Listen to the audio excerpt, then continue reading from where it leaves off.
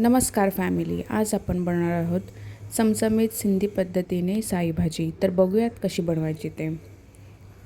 पालक धुवून घ्यायचे आहे, मूग डाळ आणि तूर डाळ भिजवून घ्यायचे आहे। कुकरमध्ये तेल घी टाकून कांदा टाकायचा आहे आणि टोमॅटो टाकायचा आणि अद्रक आणि मिरचीची पेस्ट टाकायची आहे।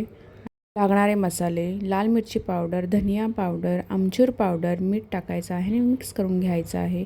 वरून पालक टाकायचे आहे, भिजवलेली डाळ टाकायची आहे आणि व्यवस्थित मिक्स करून वरून हळदी टाकायची आहे। कुकरला शिट्टी मारून झालेली आहे, व्यवस्थित मिक्स करून घ्यायचं आहे। तडका बटर टाकायचा आहे आणि बारीक लसूण कापून टाकायची आहे। चांगला कलर येऊन द्यायचा आहे। चांगला कलरसुद्धा आलेला आहे आणि पालक आपण त्याच्यामध्ये टाकायची आहे आणि मिक्स करून घ्यायचे आहे। साई भाजी तयार झालेली आहे। तुम्हाला जर आवडली असेल तर like, share, comments and subscribe करा।